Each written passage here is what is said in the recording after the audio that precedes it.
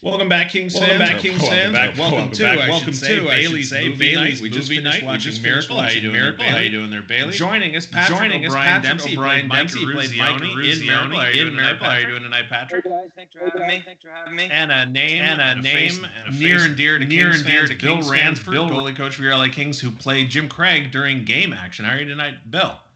Doing great, thank you.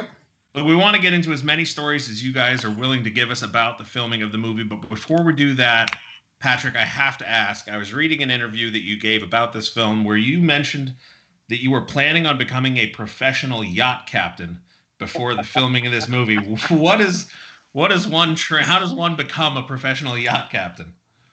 First, you have to have an incredible sense of escapism. You just and I was ready to go. You know, I was finishing college and I was doing an internship in graphic design. And but in the summers while I was in college, I had driven a water taxi at a yacht club. And I was just like driving a little 22-foot boat, shuttling people back and forth from their yachts. And I had met a couple that were the captain and first mate of an 85-foot privately owned sailboat. And they said, I said, guys, I want to go. I want to see the world. I got to see everything, you know? And they said, all right, when you're done with school, give us a call. We'll get you on. And I would have been scrubbing decks and toilets for, peanuts, but I would have seen the world. And, while I was finishing up my internship, I came across the audition for Miracle. And the week I finished school, which was December of 2002, I found out that I had booked the part. So I never made it on the boat. What was the casting call for Miracle? Was it just hockey players? Was it, a look, a type? Yeah, I mean, they were looking for specific guys. They had to look the part. And so my first audition, it was, I found out about it, and 24 hours later, I was in my first audition in Boston. And, I went in to audition to read, and I had no idea what I was doing. And my lip was shaking and my hands were shaking. And I was sweating, and I left there just completely rattled, thinking I've ruined all my prospects of getting this. Yeah. But a month later they called me back, and I think I auditioned 6 or 7 times in Boston. One time was on the ice. The rest I had to read, and then they flew me to LA twice in December of 2002 to screen test here. Bill, you were. I live in LA now. Right. Yeah. Bill, you were in a completely different stage of your life. You weren't aspiring professional yacht captain. You were a 2-time Stanley Cup winner, a Conn Smythe Trophy winner. How do you go from being a goalie coach to playing Jim Craig in a movie? Or Jim Craig, I guess. I wasn't even a goalie coach at that time. I just retired, and I was trying to get away from hockey.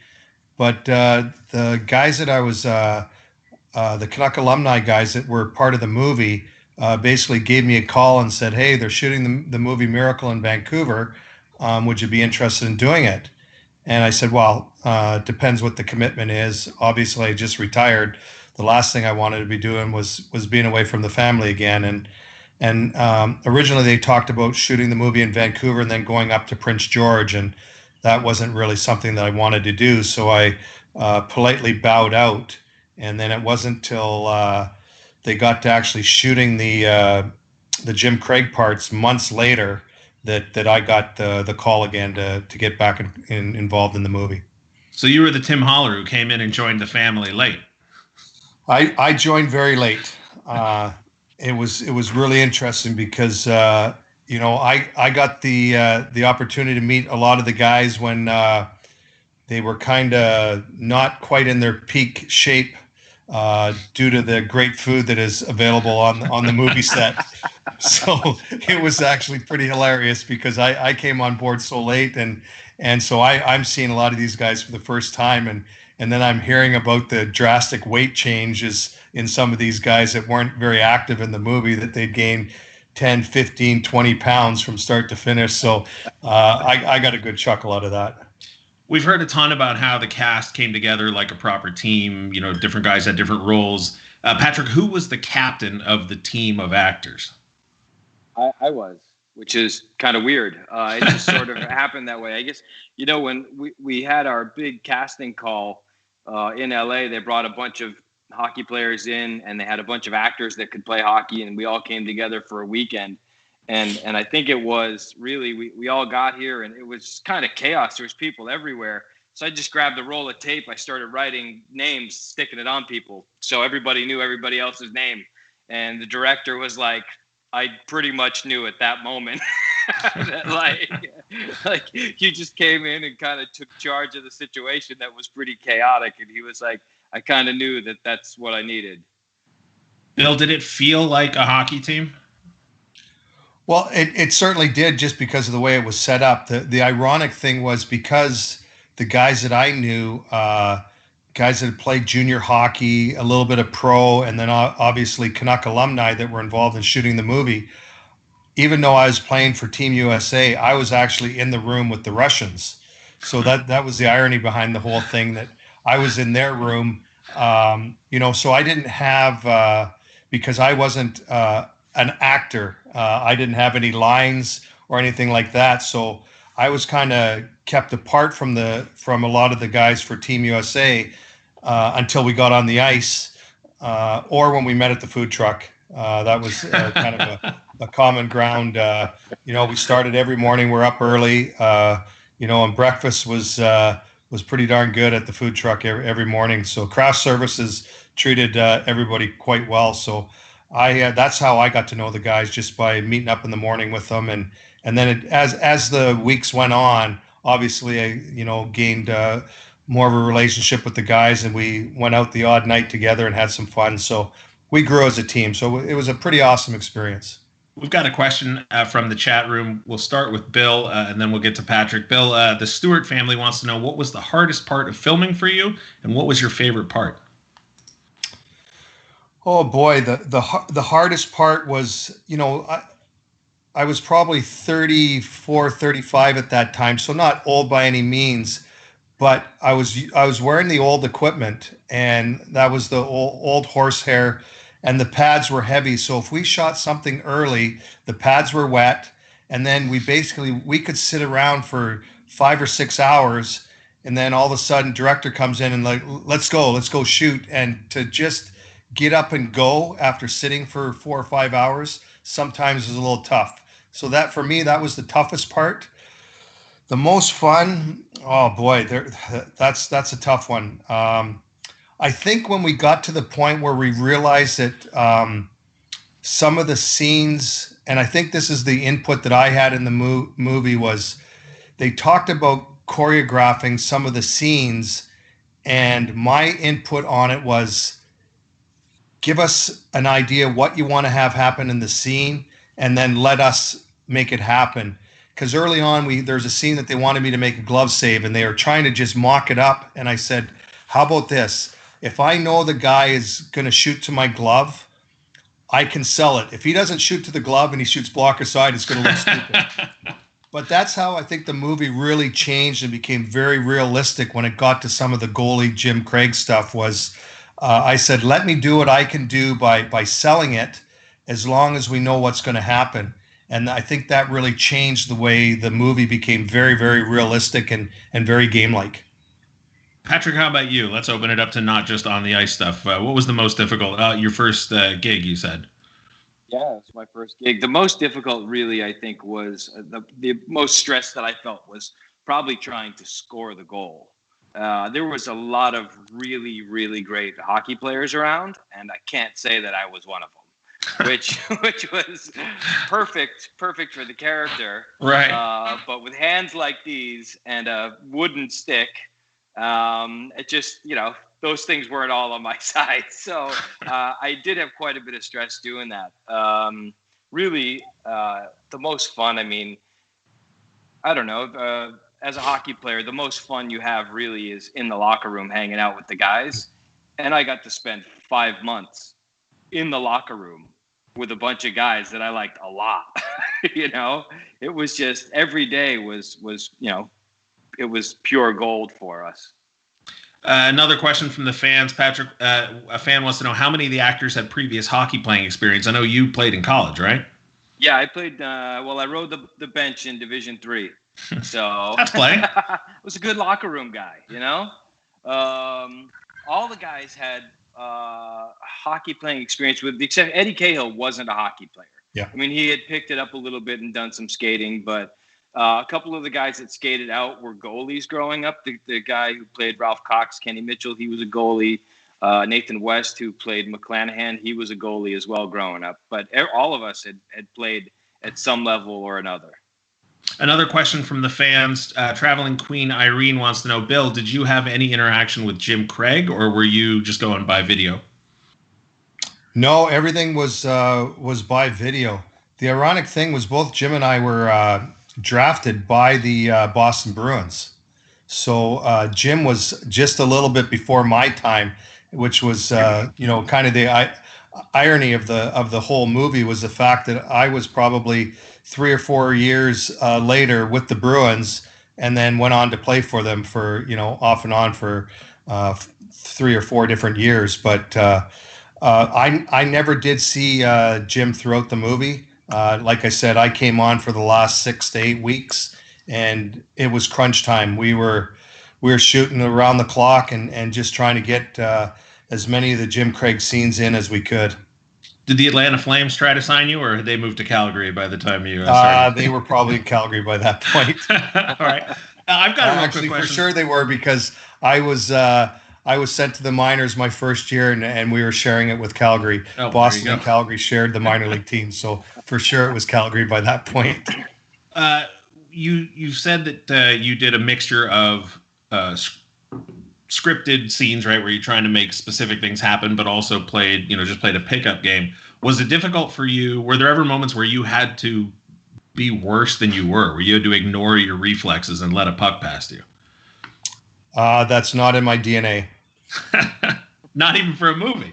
Not even for a movie. All right. It's something there. I think there was probably a few scenes that we did where I got scored on, but when it came to live play, we'd work on scripted scenes during the day, and then when we were getting ready to finish, they wanted to try and get live footage every single day to try and make the movie more realistic. And really a little bit of how ironic it is a lot of the scenes, not a lot of the scenes, but some of the scenes that they used of Jim Craig stacking the pads actually came from when we just did live scrimmages, and they're just trying to grab whatever they could to try and liven up the game to make it a little bit more realistic. And I think that's why it'll go down as one of the all-time best actual pure hockey movies out there, because so much of the footage was very realistic. Patrick, you and I are about the same age. I think I'm maybe 6 months older than you. I grew up in Southern California. You grew up in the Northeast, so you probably had a lot more exposure to traditional hockey than I did. But I can remember hearing about the Miracle on Ice growing up. The earliest memory I think I specifically have of knowing about it was like high school, when my history teacher knew that I was the hockey fan in the class, and so would come over and body check me when he was talking about it. But what does it feel like to grow up hearing about something like this and then be sort of forever linked to this real life event through a movie? Surreal, still pretty surreal. I grew up hearing about it. I was 14 months old. My dad said he watched the game holding me, in a diaper. He remembers watching the game. So, when I first got involved with it, I had no idea what it was going to be. I didn't know it was going to be something that people would still love. It could have been garbage. It's like I had no idea what I was getting into. And I think if I had put the pressure on myself of saying, "Oh, we're making an iconic movie, we're making a classic hit here," that I just wouldn't have been able to do it. I really think we were just having fun. We were working hard. We were having fun. And we were just trying to live in the moment of recreating this. And I don't know. It was such a great experience because of that. Bill, we've talked to Jim Fox about this and asked him what his reaction was as a Canadian when the team won the gold. And he seemed to not really have a strong reaction to it. Do you remember when it happened? Were you following it? I was actually a kid living over in Germany, so I followed it quite closely, because we had back then very little TV, and it was actually being broadcast on the German sports channel. So I watched not only the Russian game, but then everybody forgets about they still had to beat Finland, and I watched that game too. And so I would have been a young kid at the time, because I was over there from 79 to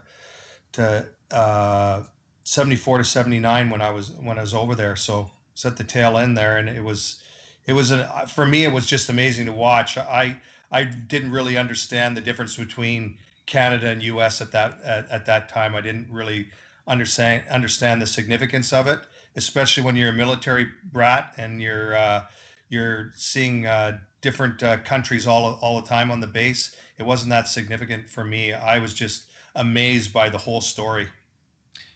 You guys filmed in Vancouver, which, for those who are familiar with Hollywood, everyone knows that serves as a lot of different locations these days. Were there other movies, other TV shows going on around you that you guys, could interact with the cast and see what was happening? Yeah, the guys from Smallville were around quite a bit.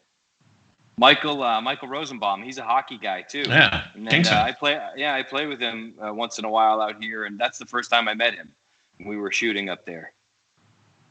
Bill, did you mentioned that there was the Vancouver Alumni Association? How were you? How did you get in? Excuse me. Are you still involved with them, and how did they know to reach out to you? Well, when I first retired, they reached out to me to get involved, because kind of my era, there's very few players that return to the Vancouver area, so they were just trying to get anybody that had played involved with the organization. And then I actually I was a board member, even though I never played for the Canucks. I was a board member for 10 years with them, so I was actively involved with the alumni for 10 years, and I'm still on their hockey committee, so I'm still keeping in touch with that group, because after my first 6 years in LA as a coach, going back and forth, I was still able to do meetings, and they worked around my schedule. But once I moved to full time, I gracefully bowed out, and that's when Cliff Ronning, a couple other ex Canucks got involved with the board. So I always said I'd gracefully bow out when ex Canucks moved back into town, and so that's what I did. Patrick, let's talk about the on the ice stuff. I saw you in the chat room while we were watching the movie talk about how long it took to film some of those scenes, how long you guys spent on the ice. Did anybody get hurt doing all that? Well, you're looking at one of them right here. Yeah. Go tell them about that one. We were shooting the last 10 seconds of the game, and it was basically a nothing play. And so we, the old movie jargon, we were doing swipes. We just, in the face, exactly. We are basically just passing the puck around and having some fun while the shot was focused on the individual that they were filming. And some rockhead defenseman takes a slap shot from the point, and it hits, I forget who they are shooting, but whoever it was that they're shooting, his stick was just laying there, deflects off his stick up into my eye socket, and the mask I was wearing wasn't very good, split me wide open, and I actually had to go get stitched up, and we were actually having a gathering that night, the group of us, and I was about 4 hours late, but I caught up very quickly with all the medication I was on. Sure, you're a hockey player. You're not going to stop you. It's one of my favorite stories too to tell about it. It's just amazing. It was crazy because it was a nothing play. It was nothing to do with Jim Craig, nothing really to do with the movie itself. It was a nothing play and ripped me open right across the eyebrow. But the great part about it was I went to I think it was Burnaby for into the emergency, and the doctor on call was intern plastic surgeon. So he did the tightest, cleanest stitches, and you can't even tell I was cut there. It was unbelievable the job he did. It was painful having them removed because they were so tight, but he did a great job. I still got this beautiful face, from it. and a glorious beard, I might add. Yeah, my first beard since 1990. I'm working my go. COVID-19 beard. Never had one. I've never been able to grow one. It looks good on you. I like it. I'm trying. Patrick, you mentioned in the chat that you had a body double. How many scenes did he actually wind up appearing in? He took most of the hits. There was only a couple of them that I really were scripted in there. But, same thing. If I got hit here, then it would have been a problem. And actually, the kid that played Mark Johnson, his name's Eric Peter Kaiser. He did get cut right here, and he had probably 4 or 5 stitches. And there's one scene in the movie that whenever I see it, I can see how they pulled his hair down, and they have the skin over it, and they put makeup over it. And I remember it, and I can see it. But if you didn't know it was there, you can't see it. But yeah, so anytime there's a real big hit where Ruzioni kind of swings out the top of the face-off circle in the defensive zone and gets nailed, and that wasn't me. Lucky you. Yeah.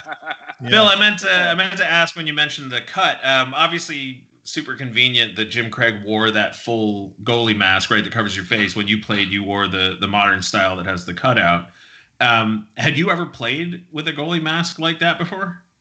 Yeah, my first 2 masks that I wore up until I think I went to the helmet and screen in Bantam. So probably my first three hockey seasons were and it was basically a Canadian Tire plastic mask that I wore with little pieces of padding to keep it away from your face, but nothing special. But Patrick, you had a body double. I didn't have that luxury. I got knocked out during one of the stunt scenes in the movie. Todd Harkins was one of the Russian players, and it was a scene they actually put in the movie. and he knocked me out, caught me with the knee to the temple in a scene that we were shooting, and I got knocked out. And I was driving. First time that I can honestly remember driving and having the post-concussion symptoms of bright lights and not sure where I was on the road. It was crazy. Patrick, when people recognize you, is there a line? Do they do the Mike Ruzioni? I play for the United States of America. Do they do Legs Feed the Wolf? Do they do Again? What are people constantly throwing at you? I got my friends they always say to me when I play hockey with them, what is it? Focus on your own game. Plenty there to keep you busy. That's right. but yeah, I get. It's funny. What I get a lot of is nobody's quitting here, Herb. I don't know why. The accents are amazing in the movie. Yeah. I mean, was that yours? Have you gotten rid of it over 20 years? Yeah, I've gotten rid of it, and I get it right back when I want it, and when I get off a plane at Logan Airport. Sure, to see my family. Yeah, I'm sorry, airport. Yeah, but they were. Eddie Cahill's from New York, and he did a Boston accent. Great job. Ken Mitchell, who played Ralph Cox, he's from Toronto and did a Boston accent. Another great job. Let's talk about Ralph Cox real quick, because everybody obviously in the chat was reacting to the scene where he gets cut. It's it's an emotional moment, but movies, spoiler for people who don't know, are not filmed in sequential order. Yeah. Do you remember where in the filming of the movie that scene came? Like, did he have to stick around after doing the scene where he gets cut? That was actually right before he left, and I think they did that specifically because of what the director Gavin was building. He wanted to have it be that heavy that we knew that he was leaving within a few days. It was right before we started filming the Russian scenes. And he was brilliant in that scene. And I wrote in the chat, I remember Kurt Russell coming out in between takes and saying, "That kid is killing me in there. I'm doing everything I can not to cry," because he was just incredible in that scene. It is a great scene. Bill, yeah. did you have to, like, how much acting were you doing? Like, obviously you're out there playing goal, you're stopping shots, you're giving feedback on the hockey, but were you, interacting with the director a ton? Were you having to interact with the, when they're out there? Sorry, I'm blanking on a. But when they're on the ice, were you acting or were you just being a goalie? I was just doing my thing. The fortunate thing that Jim Craig and I both played similar styles. The stand-up style, I could still do the skate save and the toe up save. So stack the pads. That was all my games. So the transition was easy. The toughest part was dealing with the equipment, dealing with the old pads, trying to catch with that old GM12 goalie glove was a real treat, because there were scenes where I had to catch the puck, and it wasn't take after take, but you really had to focus on squeezing the glove and making sure the puck stayed in it. So it was one of those things, but there was no acting by me. That was left up to Eddie. Eddie did all the acting sort of stuff. When I got on the ice, I was just playing goal and trying to be as realistic as I could, and in trying to, like, I went home and looked at old film of from the Olympics to try and kind of shore up my stance to what Jim did, and so I tried to make little changes that way. But as far as the playing the game itself, that's all I did. I didn't act. I think Bailey has a question for us. Oh wait, I got something blocking my screen here. Bailey wants to know what each of you were doing May 24th, 1990. Bill, do you remember what you were doing May 24th, 1990? Might have been lifting a cup over my head or something. There you go. In Boston, something like that, maybe. Just guessing. Oh, that's mean, Bailey. That's just mean. I gotta say though, can you imagine? All right, I'm a kid from Massachusetts, Boston area, never acted before. I entered this movie in Danvers, yeah. And all of a sudden, we're shooting this stuff. The yell cut, and we get to do breakaways on Bill Ranford.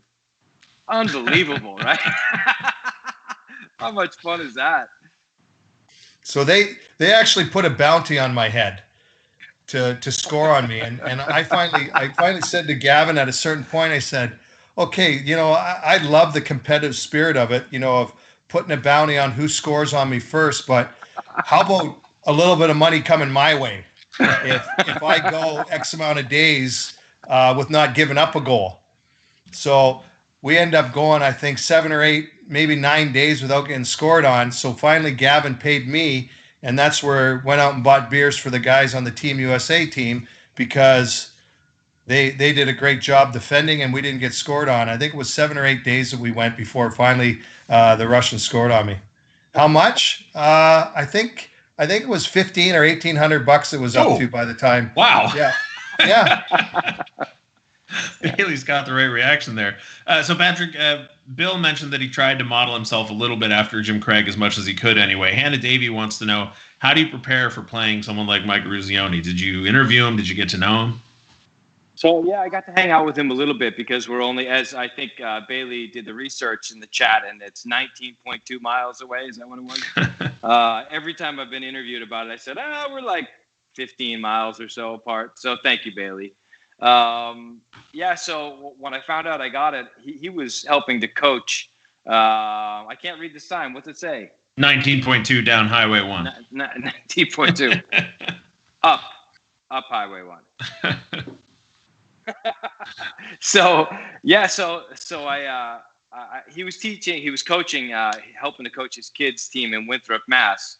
And so they gave me his number. I caught up with him. He said, come down and skate with us and hang out. And so, I mean, I wasn't an actor. I didn't know how to, I didn't know what I was supposed to do if I, to watch him or try to, figure out what he was doing. But the good thing for me is Gavin O'Connor said, if you can just come here and be you, that's everything we need. I don't need you to try to do something that you're not, because I don't want to complicate this for you. If you just do what you do, I'm going to get what I need. So we know that you were the captain of the actors. I'm curious, in the film, Jack O'Callahan, played by Michael Mannuto, is, I don't want to say he's comedic relief, but he's got a lot of the great lines in the film.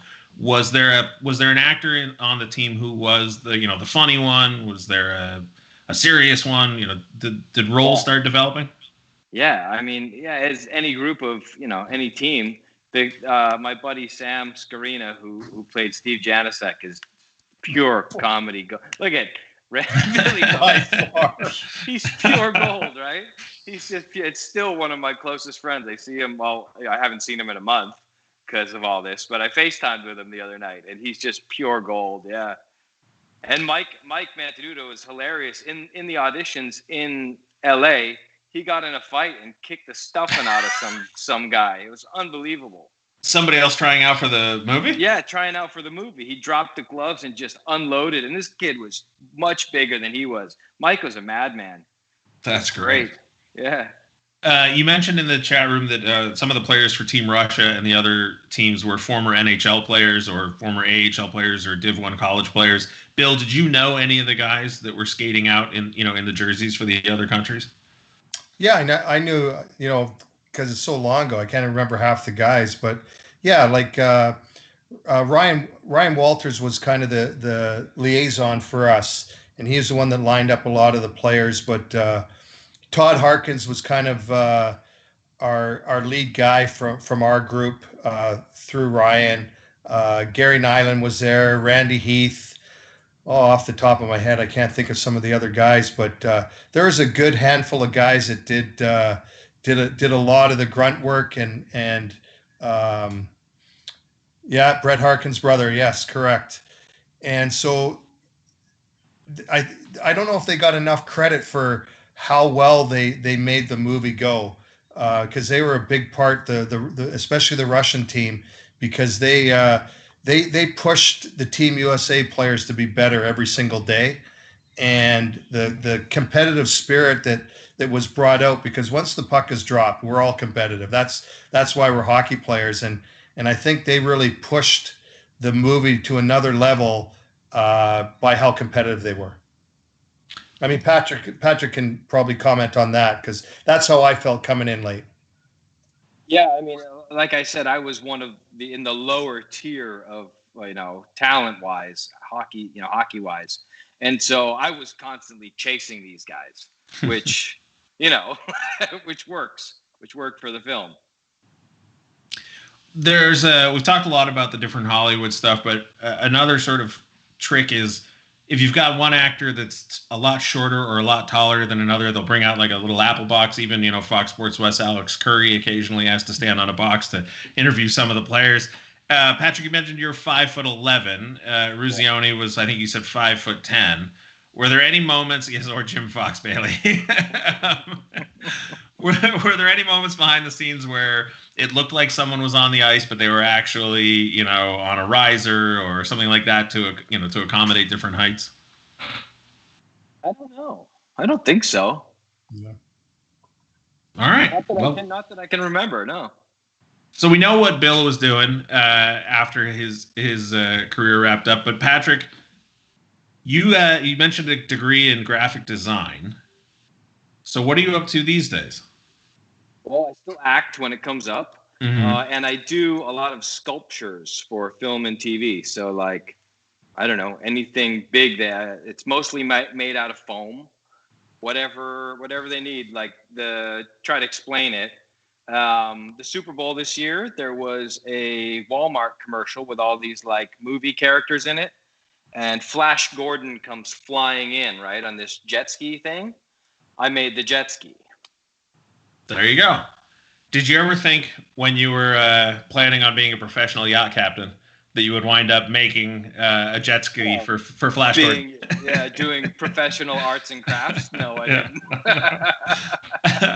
didn't. We talked in the chat about. Sorry, Bailey, I'll get you in 1 second. All right, we'll go. Go ahead, Bailey. What's your question? No, all right. So you mentioned that the Christmas party when the team gives Craig Patrick the whistle and everybody starts saying again. You said that was probably improv. I'm curious. Think it was scripted. Yeah. How many moments like that were there? The one I'm specifically wondering is when you're about to walk out onto the ice for the Russia game, and Walter says Rizzo, and you turn around and he smacks you on the helmet and says, I can't remember what he says, but was that scripted, or were there tons of little moments like that? There's always little moments like that. I actually don't remember if that was scripted. I think it was planned, though. Not with me involved. Okay. It was planned, with the actor and Gavin, the director, who said, hey, call his name after this is done, just so we get that, reaction, we get that moment. All right, Bailey, what's your question? That's right, Patrick. Can you make Bailey some props? Bailey, whatever you need. All right, we want to thank everybody in the chat for joining us. Go ahead and throw out some questions, or we're going to wrap up pretty soon. Queen Sandra wants to know, what was the most difficult part of balancing playing the game on the ice and making sure that you hit your marks and made it look good for the camera? Bill, we'll start with you. You referenced it a little bit earlier about the difference between just playing, some shinny and having to recreate some specific moments. Well, I've got it, we just tried to make it as realistic as possible, but I'll tell you a good story about hitting your marks. They had a scene that was in the movie and it was really a nothing scene, but they had a scene where a slap shot was taken from just inside the blue line, and Jim Craig makes an old school stick save and deflects the puck up into the crowd. Well, the budget was getting tighter and tighter at the tail end of the shooting of the movie, so all they could do was put fans in the one corner. So in this scene, there's no mesh back in this day. So they have the scene all set up. Guy comes down, takes a slap shot. I knife it up into the stands. The assistant director comes running on the ice. You can't do that. We have people up in the stands. Somebody's going to get hurt. And Gavin's like, I know, but we really need. No, it's insurance reasons. We can't do it. And Gavin's like, okay, we won't do it again. He walks by me, goes, can you do it one more time? And I'm like, I said, Gavin, what letter do you want me to hit? And he goes, can you hit the O? I said, no problem. And I'm just goofing with him. There's no way. Guy comes down, shoots it along the ice. I knife it back up into the stands. I miss the O by about 2 feet. The AD comes running out again, and Gavin needed the shot from another angle. And that was one of my favorite parts of the whole movie. It's a nothing scene, but it's something I'll never forget, because he's walking by me and goes, can you do it one more time? Kind of up the side of his mouth. And we pulled it off, and I missed my target by a couple of feet, but that was one of my favorite moments of the movie. That's pretty good, though. Yeah, Bailey, you've got another question. Oh, I can't see. Well, hold on. Did I run into Mikey at the Kings game? Yes. It was 6 weeks ago, before all this really started. My friends get season tickets. He called me the Saturday morning, said, hey, I'm not going to go. Do you want my tickets? I said, sure. So I go to the game, and I meet up with a bunch of guys there, and we're just watching. And all of a sudden, we look up on the jumbo, and we see, clip of Miracle, clip of Eruzione, shooting the goal, all these things. And my buddy's looking at me. He's like, do they know you're here? Are you going to be? Are you going to be in the jumbo? I was like, I have no idea. We were just waiting to see. And all of a sudden it cuts to Eruzione in the suite, right up behind us. I had no idea he was going to be there. So we go out in between periods to get a pretzel. And sure. So I see, he's doing an interview with Stoli, right? In between periods. And so my buddies are like, we want to meet him. And I haven't seen Mike since the premiere 16 years ago. So I said, all right, let's hold on. Let's wait around. So there's probably like 40 people waiting there to meet him. And some guy comes up to me, goes, hey man, is he your dad? And I was like, no. And the guy goes, man, you guys look exactly alike. And my buddies just lose it. They're laughing. Yeah, he played him in the movie. But so we took a picture together. And I was like, man, I really do look like this guy. It's pretty remarkable. I mean, it's an incredible. So wait, did he recognize you right off the bat? Yeah. Yeah, good. It was cool. It was really cool to catch up with him. We got a few minutes to chat, and then. All right, I think this may be the last one before we go, unless Bailey's got another one after this. But Patrick, you mentioned in the chat while we were watching the movie that I think you said it took 3 days to do the Herbies after the Norway game. Yeah. Can you talk us through what that was? I mean, when you say 3 days, do you mean 3 days? Or are you talking 3 days of shooting? There was a lot of coverage. I mean, it's a long scene. So you've got close-ups on a whole bunch of guys. You've got wide shots of the entire arena. You've got coverage on Herb. You've got coverage on Noah Emmerich, who's Craig Patrick. And then you've got Doc there too. I mean, so there's a lot of moving parts in that scene. So we did a lot of the skating. We had doubles that did a lot of the skating too. But I do remember not eating very much those days. I would eat like a power bar for lunch because anything I'd eat, like Bill was saying, we'd be sitting in the locker room. They'd be like, "All right, guys, come on back out," and then they'd just have you, doing Herbies up and down the ice. All right, it was a long 3 days. Yeah, it sounds miserable. Bailey, you got one? Is this about to make fun of Boston? Oh, so there you go. Bailey wants Kings fans everywhere to stay home and stay safe. I'm actually going to throw in one more question for Bill before we go. Bill, sorry, Bailey. We'll tell him you said stay home and stay safe again. But I'm curious, Bill, we talked briefly about this before we started recording earlier today. I'm curious, from your perspective, the difference between the pressure of performing in a Stanley Cup final, thousands of people there. It's not scripted. You don't know how it's going to go. You're performing versus recreating that moment. Is the pressure similar? Not even close. The nice thing about shooting a movie is you can do another take, and we did it many times. Yeah. In the Stanley Cup final, there's no retakes. But you know what? We did everybody did a really good job in this movie. They when it came down to the nuts and bolts of it, we didn't have to do a lot of takes. Guys were so professional about it and so focused on making this the best hockey movie ever that it wasn't a lot of extra takes. They if anything, the extra takes they took were just to try and get things from different angles. But as far as the guys were just great. They were so professional about everything that we did, and I think that's what made the movie so much fun. You didn't feel the pressure of the scene. You just wanted to make the best movie. Well, I think you guys did a tremendous job. It is an incredible movie.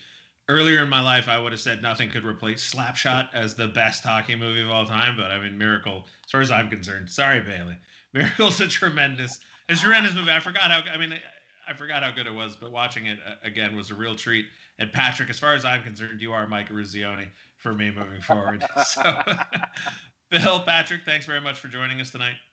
Thank you, guys. Thanks for having me, guys. I just got to give a shout out for the churros that my daughter made to me before we got on. That's right, and happy birthday to her. Thank you. Oh, can we say one more thing about Sure. birthdays before we sign off? Bill, you and I have the same birthday. I just found that out today. Oh. There you go. There we go. December 14th. Awesome. No there we idea. go. I'm a little bit older, as you can by the gray. A little bit older. So thank you very much, guys. Bailey, thanks for hosting this. Thanks to all the fans who joined us on Netflix and on Twitch, on YouTube, on Facebook, wherever it is you joined us. And as Bailey said earlier, please do stay home. Please do stay safe. And hopefully we'll see all of you real soon. Thanks, Kings fans. Stay safe. Okay, guys.